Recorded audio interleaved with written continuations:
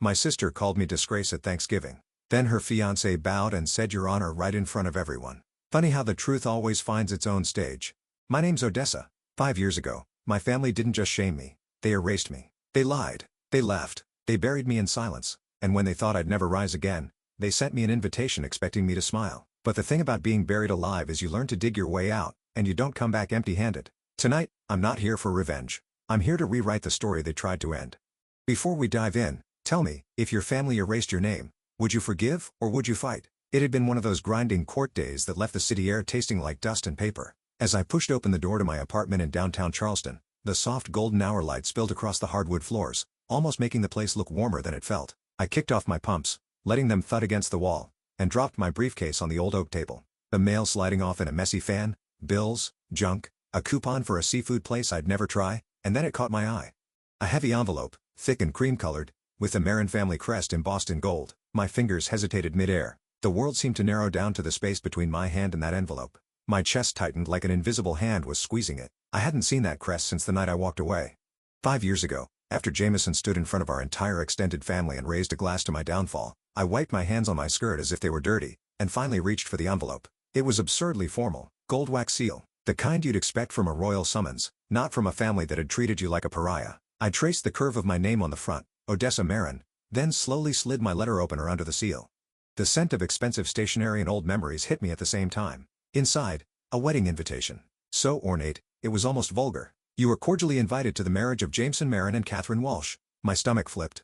Jameson, the golden boy, the obedient son, the future of the Marin medical dynasty, at least in their eyes. And Catherine Walsh? The name didn't ring a single bell. Probably another curated blonde debutante to polish the Marin image. I set the invitation down with care as if it might explode. Something else slipped out of the envelope. A plain piece of lined paper. No seal. No pump. My mother's handwriting shaky and urgent. Please come. I miss you. They don't know I'm writing you. Mom? I stared at it, my breath catching. The same mother who had sat there silent the night Jameson raised his glass and called me a disgrace. The same mother who hadn't lifted a finger when I packed my bags in front of the whole family and walked out into the cold. And now, this. A secret plea, hidden like contraband. For a second, the room blurred around me. I grabbed the edge of the counter to steady myself, the cool marble biting into my palms. Without thinking, my hand went to the silver necklace around my neck, the tiny gavel charm my grandfather gave me the day I passed the bar exam. He was the only one who had looked at me and said, "You're enough, Odessa, just as you are." I pressed the charm to my lips, for courage, or maybe to keep from breaking apart. Memory slammed into me like a fist. Thanksgiving. 5 years ago, Jameson, a few glasses deep, clinking his wine goblet against Dad's Scotch glass, his voice loud enough to slice through the polite murmuring of cousins and aunts. "She thinks she's too good for us now," he'd said, laughing meanly, trading stethoscopes for subpoenas, trading blood for strangers' gratitude. What a damn disgrace. The laughter, the coughs, the awkward scraping of silverware, and Mom, her eyes watery, but her mouth clamped shut. Dad? He didn't even meet my gaze. I stood there, then, 29 years old, humiliated like a schoolgirl called out in assembly. No defense, no lifeline, just silence. That was the night I packed my car with everything that would fit and drove away without looking back. Until now, I blinked hard, snapping myself back to the present. The invitation sat there, gleaming smugly under my kitchen light, like it knew exactly what it was doing. Was this some desperate attempt to pretend none of it had happened? A polished PR move to drag the prodigal daughter back into the family photos? Or worse, a trap designed to humiliate me all over again? The RSVP card stared up at me. Blank. Expectant. God, a part of me wanted to rip the whole thing up, toss it in the trash where it belonged. Another part, the part that still ached on Christmas mornings, the part that still wondered if they missed me, wanted to show up just once, not for them, for me, because maybe it was time to stop letting their silence define my worth. My phone buzzed on the counter, breaking the heavy silence. I snatched it up, thumbing over to Maya's contact, my anchor, my North Star through every ugly chapter of the story. I typed the words before I could second-guess myself. Maya, should I walk back into the lion's den? I hovered a second, then hit send. The city hummed around me. The distant wail of a siren, the low bass of a passing car, life moving on. I slipped the note back into the envelope, tucked it into my briefcase, and closed my eyes. Whatever happened next, one thing was certain. The Marin family had no idea who they were inviting back. The question lingered in my mind like smoke curling against a cold window. Should I walk back into the lion's den? I didn't have an answer. Not yet. Instead, I walked across the room and pulled open the cabinet above the sink. My hand automatically found the bottle of whiskey tucked behind a box of herbal tea I never touched. I poured 2 fingers into a glass, no ice, and stood there staring at the RSVP card lying on the kitchen table like it had the power to rearrange my life. I took a slow sip, letting the burn bloom in my chest. It wasn't enough to drown the memories clawing their way up. It was Thanksgiving, 5 years ago. I could smell the roasted turkey, the expensive wine, the cloying scent of my mother's perfume mixed with candles that were just a little too sweet. The Marin family estate had been packed, as always, with every cousin, distant aunt, and business associate crammed into the grand dining hall like the set of some fake glossy ad for American family values. Back then, I was still new to the courtroom, carrying student loan debt like a second skin. I worked as a public defender, the least glamorous path anyone in my family could imagine. I remember showing up late that day, fresh from an emergency arraignment. My jacket still creased, my shoes scuffed from running across courthouse parking lots. Jameson caught sight of me as I slipped into my seat at the far end of the table. His eyes glittered with the kind of mischief that always ended badly for someone else. The night wore on. Toast started. First Dad, then Uncle Mark, then a few others raising glasses to new jobs, new babies, new houses in the right zip codes. And then, Jameson stood. Some of us, he said, voice rich and oily, choose to serve the community. His eyes locked onto mine, a wicked smile creeping up. Others choose to shame the family legacy. There was a smattering of awkward chuckles around the room. Some family friends raised their eyebrows, but said nothing. I sat there frozen, the turkey on my plate growing cold. Mom clutched her wineglass tighter. Dad looked at the centerpiece like it had suddenly become fascinating. Nobody said a word in my defense. The kind of silence that screams. I remembered folding my napkin slowly, methodically, placing it on my plate, and rising from my chair. Nobody stopped me. Nobody even asked where I was going. By the time I reached my car, my hands were shaking so hard it took 3 tries to get the key into the ignition. I never attended another family event after that. And not once did anyone call to ask why. I drained the whiskey glass in one long pull and set it down harder than necessary. The sound sharp in the quiet apartment. A part of me wanted to believe things could be different now. That maybe the note from Mom meant there was a crack in the stone wall they built between us. But another part, the smarter part, knew better. I glanced at the RSVP card again, then reached for my laptop. If I was going to walk into this wedding, I needed to know exactly who Catherine Walsh was. It didn't take long. Public records, law firm bios, court transcripts. Catherine Walsh wasn't just some ornamental bride plucked from high society. She was a damn good lawyer, specializing in housing rights, fighting for tenants against greedy landlords and corrupt housing authorities. I scrolled further down and froze. 8 months ago, a case in my courtroom. It clicked. Catherine had been the young attorney standing in front of me defending a group of tenants against a predatory developer. She'd been fiery, articulate, relentless, and she'd won. Back then, I hadn't connected her to Jameson. There'd been no hint, no flicker of recognition, no fake smiles, no smug nods, just a woman fighting for what was right. Irony twisted in my gut like a dull blade. Jameson, who had once stood up and humiliated me for shaming the family legacy, was marrying a woman who probably idolized the very judge he had disowned. I leaned back in my chair, arms crossed, heart pounding against my ribs. Maybe fate had a sense of humor after all. The clock on the wall ticked forward into the night, marking time like a slow drumbeat. I stared at the RSVP card. This time, my hands didn't shake. I grabbed a pen from the counter, took a breath, and in one clean deliberate motion wrote, "I'll be there." I folded the card neatly, slid it back into the return envelope, and pressed the seal shut.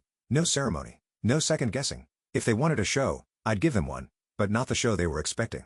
The glass of whiskey sat forgotten on the counter as I turned off the lights and headed toward my bedroom.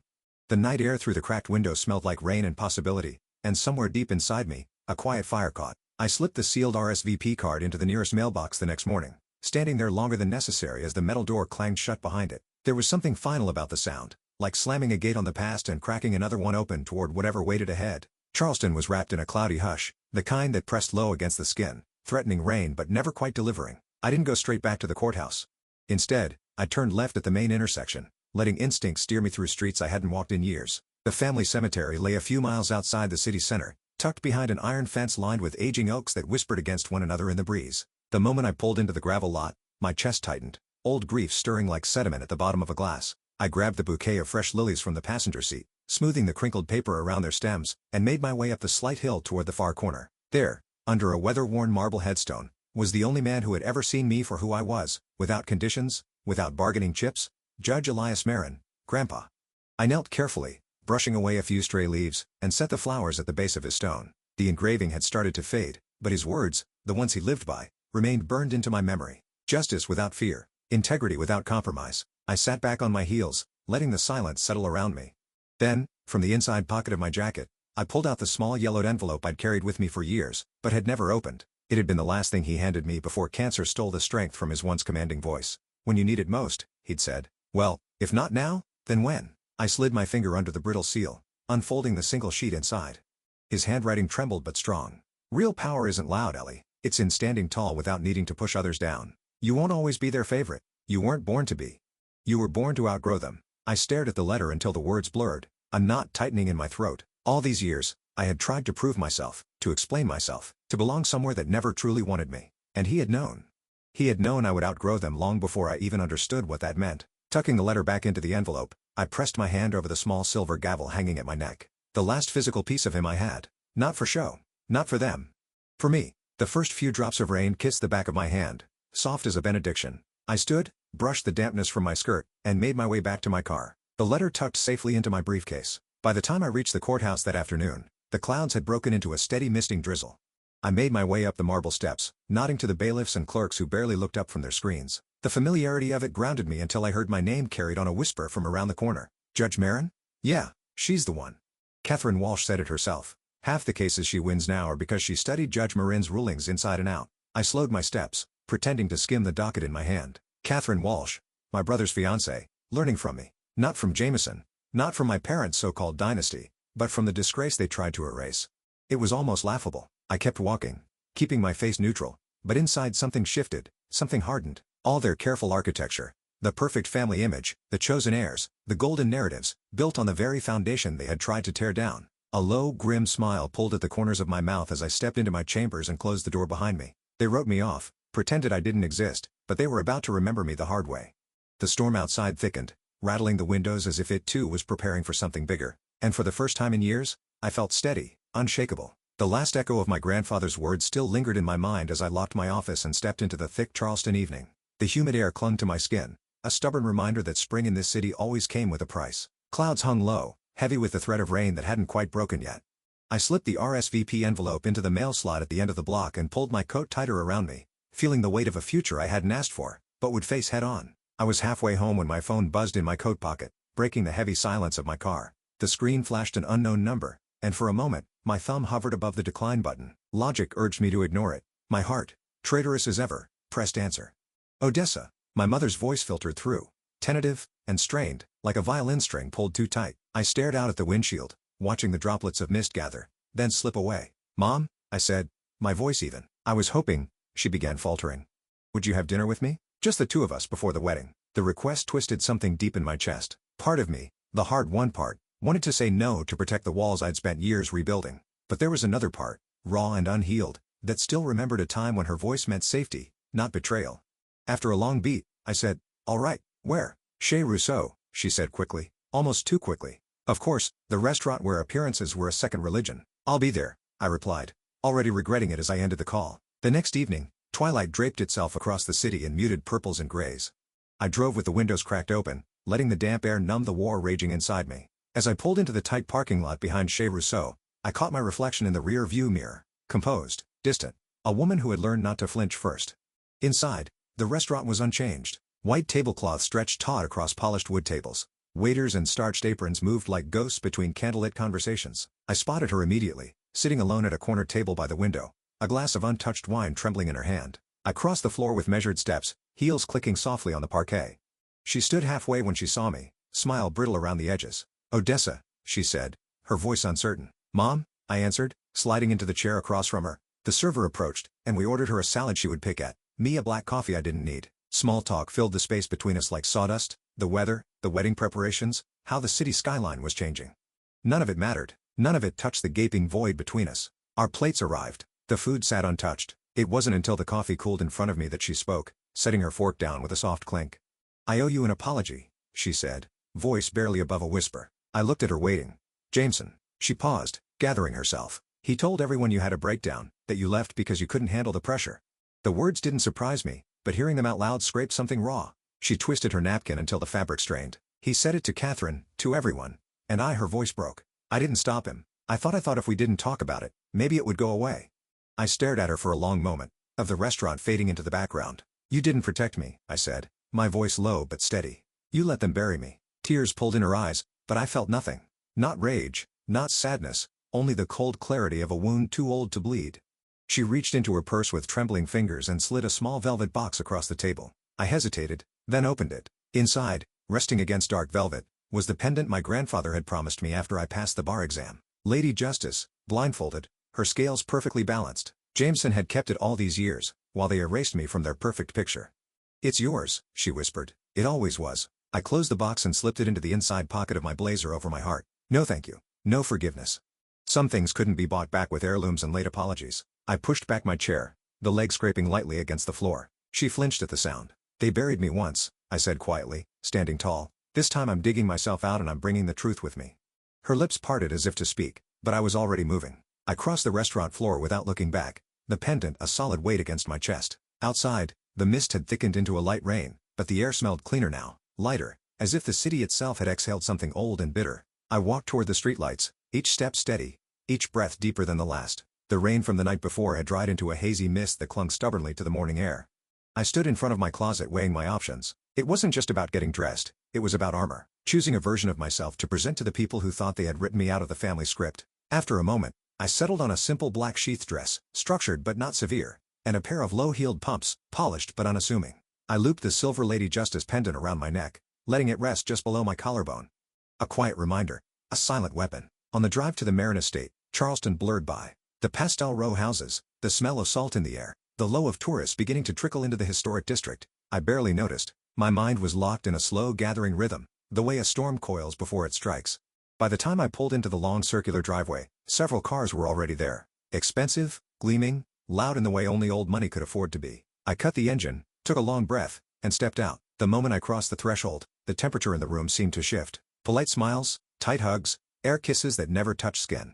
The kind of welcome reserved for strangers who remind you of something you'd rather forget. I handed my coat to a young server in a starched white jacket and moved through the entryway, past the familiar family portraits lining the hall. Jameson as a baby, Jameson at college graduation, Jameson cutting the ribbon on the new Marin pediatric wing. My absence was conspicuous, a hollow space nobody ever acknowledged. I found myself drifting toward the side parlor where a few of my cousins had gathered.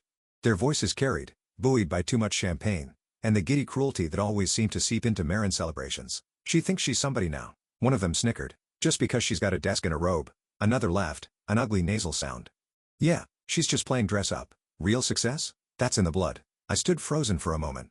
The words sliding over me like sleet, sharp, icy, wounding, but they didn't pierce the way they once would have. No, this time, they sharpened something inside me instead, tempered it. I turned on my heel without acknowledging them, my spine straight, my heels clicking decisively against the marble floor. The gathering swelled toward the main ballroom, where a long gleaming table groaned under the weight of hors d'oeuvres and floral arrangements so garish they looked almost funereal. The champagne was flowing freely, lubricating old gossip and new resentments. I drifted toward the edge of the crowd, sipping water from a cut glass tumbler, my eyes scanning the room without really seeing it. I spotted Jameson holding court near the fireplace, charming a circle of well-dressed admirers. Catherine stood a few feet away, laughing at something he said, though her eyes darted nervously toward me now and then. Someone tapped a fork against a champagne glass. The room quieted. Jameson raised his glass. That same practice smile stretched across his face, the one he wore at fundraisers and board meetings. I'd like to thank everyone for coming, he began, his voice warm and magnanimous. It means the world to have our family, those who've carried the Marin name with pride, and our dear friends here tonight. Polite laughter rippled through the room. And of course, he continued, his gaze sweeping the room, pausing ever so briefly on me, we're grateful for all kinds of success stories, even those who think a black robe and a desk make up for, well, a real legacy. Another ripple of laughter, sharper this time. My fingers tightened around the stem of my glass until the cold bit into my skin. I didn't flinch. I didn't look away. If Jameson was hoping for a reaction, he wouldn't get it. Not yet. I let the laughter pass over me, around me, like a tide that could no longer pull me under. Instead, I raised my glass silently, not in toast, not in surrender, but as a promise to myself. Never again would I let them diminish me. Never again would I swallow my truth for their comfort. Never again would I stand silently while they rewrote the story of who I was. The pendant around my neck felt warm against my skin, its weight anchoring me. The rest of the evening blurred. Empty conversations, forced laughter, the clatter of glasses and silverware. But I was somewhere else entirely, already charting the course of what would come next, because the reckoning had already begun. And this time, they wouldn't see it coming until it was too late. The clink of champagne glasses still echoed faintly in my ears as I stepped onto the back veranda of the Marin estate, where the night air carried the salty bite of the harbor. I needed space, needed a moment to breathe away from the tight smiles and thinly veiled contempt inside. I wasn't alone for long. Footsteps approached, measured, deliberate. I didn't turn. I didn't need to. Only one person carried that particular brand of entitlement like a second skin. Jameson. He leaned casually against the stone railing beside me, his profile bathed in the amber glow from the terrace lights. Quite the turnout, he drawled, swirling the last dregs of his whiskey. I said nothing, keeping my gaze on the dark water beyond the hedges. You've made quite a splash yourself, he continued, mock admiration threading through his words, showing up all righteous, draped in that little pendant like it means something. Still, I stayed silent. It wasn't until he chuckled, low and condescending, that I turned to him, my voice steady, precise. "One more public lie about me, Jameson," I said, "and I won't stay quiet." He froze mid-sip, lowering his glass slowly. For a beat, the only sound was the whisper of wind through the palm trees. Then he smirked, the familiar smug tilt of his mouth I'd known since childhood. "You wouldn't dare," he said, voice dripping with confidence. "You throw a fit and you look petty. You stay quiet and you look polished. Either way, I win." I let the silence stretch between us, let him marinate in his own arrogance. Then I turned and walked away, not needing to say another word, because I already knew the truth. By the time the sun dipped low the next evening, casting long orange streaks across the Charleston skyline, I was pulling into the grand banquet hall where the rehearsal dinner was being held. The place was almost absurd in its opulence. Crystal chandeliers, marble floors polished to mirror brightness, centerpieces so large they blocked half the table conversations. The Marins never did anything halfway. Inside, the crowd had thickened. Relatives, family friends, business associates, everyone decked out in their finest, buzzing with shallow excitement. I entered quietly, head high, the pendant at my throat catching the light. Eyes followed me as they always did. Some warm, most wary. A few outright hostile behind polite smiles. I spotted Jameson across the room. His arm looped possessively around Catherine's waist, grinning like the king of a crumbling castle. He caught my gaze for a split second and winked. It was then that I knew. I found my assigned seat at one of the long banquet tables, tucked between distant cousins I barely recognized. A folded program card sat neatly on each plate, listing the evening schedule. I picked mine up and froze. The front was innocuous enough. "Welcome to the rehearsal dinner of Jameson Marin and Catherine Walsh." But when I opened it to the back, where the family accolades were printed, a tradition at Marin events, my name was conspicuously absent. It wasn't an accident. Aunt Margaret's 2-year stint as a board member of a minor hospital wing was listed. Cousin Philip's second-place finish in a statewide rowing competition was printed in bold. Even great-uncle Charles' lifetime achievement in accounting earned a mention. But me, Odessa Marin, Harvard Law graduate, state-appointed judge at 35, erased. The paper trembled slightly between my fingers, not from anger, but from the sheer force it took to remain composed. Across the room, Jameson lifted his glass toward me in a mock toast, a grin curving his mouth. The crowd laughed and chattered around me, oblivious. I placed the program down neatly, smoothing it flat with both hands. Under the table, my fingers found the Lady Justice pendant resting against my skin. I closed my eyes briefly, letting its cool weight center me. There would be no tears tonight, no scenes, only decisions. He thought he was silencing me. He was only setting the stage for his own downfall. As the first speeches began, saccharine tributes to Jameson's brilliance, Catherine's grace. I slipped my phone from my clutch under the cover of the tablecloth. One simple text to Maya, my steady, unwavering ally. "Ready the documents. It's time," the message sent with a soft ping. I slid the phone back into my bag and lifted my water glass slowly, deliberately to my lips. Across the room, Jameson laughed too loudly at something Catherine said, completely unaware that the ground beneath him had already begun to shift. He wouldn't see it coming. They never did. The evening hummed with a heavy tension, the kind that clings to the back of your neck and reminds you that no matter how poised you look, war is closer than peace. I adjusted the collar of my dress shirt under the fitted jacket, feeling the cool touch of my grandfather's pendant pressing against my skin like a steady heartbeat. It was late spring, but the night air over Charleston had a sharpness to it, like the city itself knew a storm was coming. I parked down the block from the final pre-wedding event, a formal cocktail gathering held at one of the Marin's oldest friends' estates, an old plantation house now used for society events, draped in string lights and thick with the scent of gardenias and money. Inside, the grand parlor buzzed. Waiters in starched uniforms floated between clusters of polished guests, balancing silver trays of champagne and hors d'oeuvres. Laughter swirled above the clink of glasses. I walked through the crowd like a ghost, unbothered by the double takes, the tight smiles. I wasn't there to play nice. Catherine was easy to spot, surrounded by a cluster of relatives. She looked beautiful, radiant, even, but something in her posture was off. A slight stiffness to her shoulders, a practice smile just a shade too bright. I moved closer. Careful, patient. The conversation was light at first. Catherine gushed about a case she'd recently won, a housing rights battle for a low-income family that had been on the verge of eviction. Her eyes sparkled when she spoke, genuine pride softening her features. "And to think," she laughed, "it all started because I read that article last year about Judge Odessa Marin's ruling on tenant protections. It changed how I approach everything now." There was a beat of silence, a vacuum where acknowledgement should have filled the space. Then Jameson stepped in, casual and cutting. "Oh, that was just a novelty case," he said, flashing that polished grin. "You know how it is. Some people dabble for attention." Catherine's brow furrowed slightly. She glanced at me out of the corner of her eye, but said nothing. Neither did I, not yet. Instead, I waited.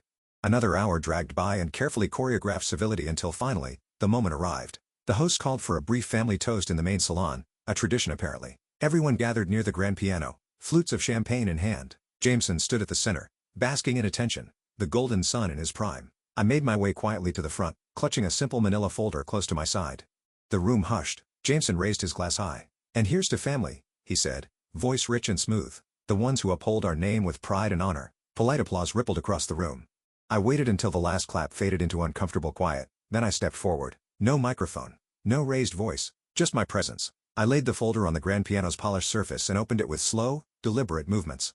The documents inside caught the chandelier's light. Headlines, magazine features, formal letters from the state judiciary, commendations for community impact, awards for legal excellence, praise from organizations Jameson had once courted for their approval, all with my name on them. All things Jameson had spent years convincing the family, and Catherine, never existed. I picked up one of the letters, unfolding it carefully. "For outstanding service in judicial equity and commitment to public interest law," I read aloud, my voice steady, the words slicing clean through the manufactured image they had spun. I let the silence bloom.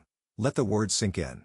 "Funny," I said then, laying the letter flat against the piano. "For someone who allegedly couldn't handle life, I seem to have been rather busy changing lives." A ripple ran through the crowd. Heads turned. Murmurs buzzed.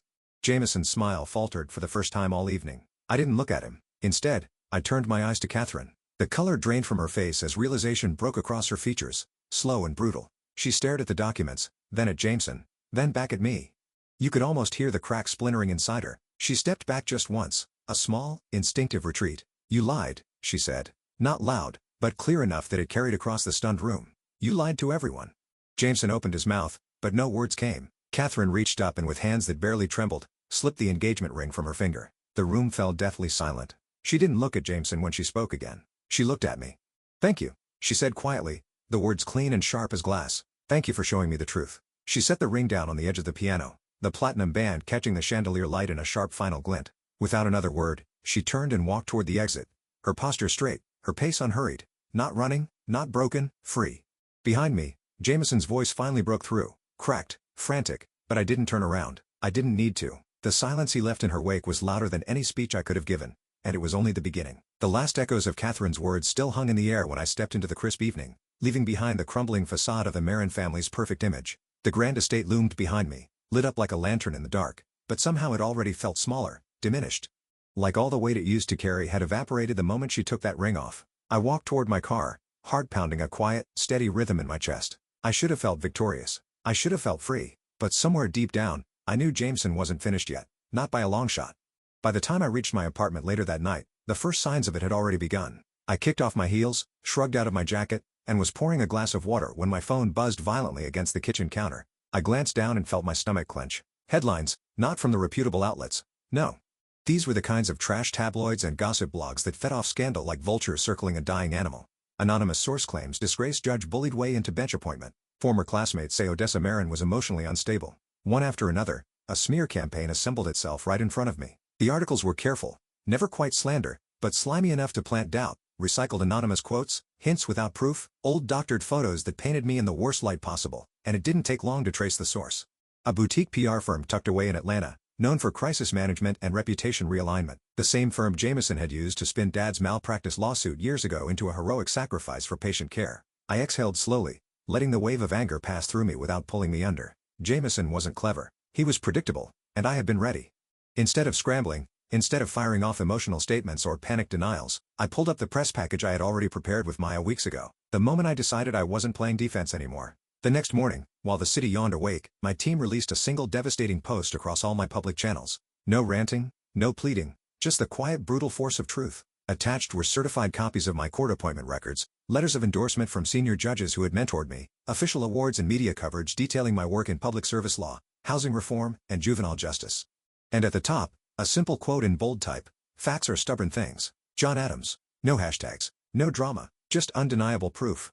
The ripple effect was immediate. By noon, every major news outlet had picked it up. Local talk radio buzzed with outrage, not at me, but at the obvious clumsy smear attempt. Columnists called it a shameful act of desperation.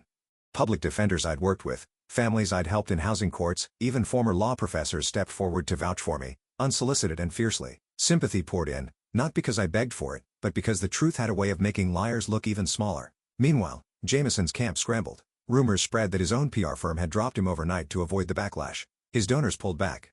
Invitations once extended for appearances were quietly rescinded. And the family? They did what the Marins always did when things got ugly. They tried to disappear behind polite smiles and carefully crafted statements, but not this time. This time, their silence was part of the story.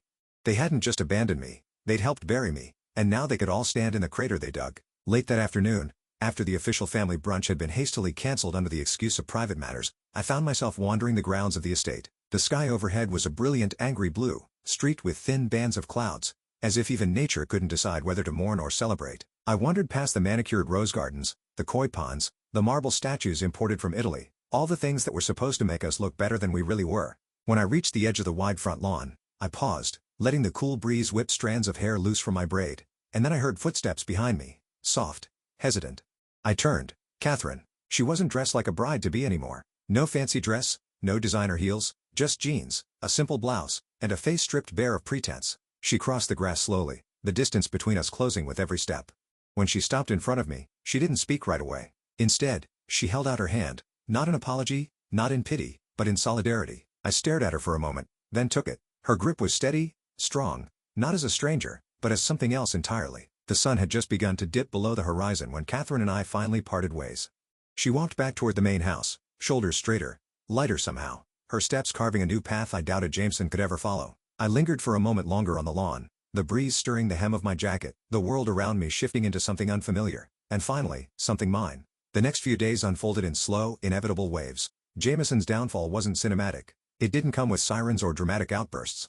It came with hushed meetings behind closed doors, with urgent whispers about disciplinary hearings and irreparable reputational damage. It came when invitations to prestigious medical boards were quietly rescinded, when former allies stopped answering his calls, when the glimmering future he'd been handed on a silver platter tarnished right before his eyes. For once, the Marin family couldn't spin the narrative fast enough. Their carefully crafted facade cracked, then splintered. The calls started trickling in.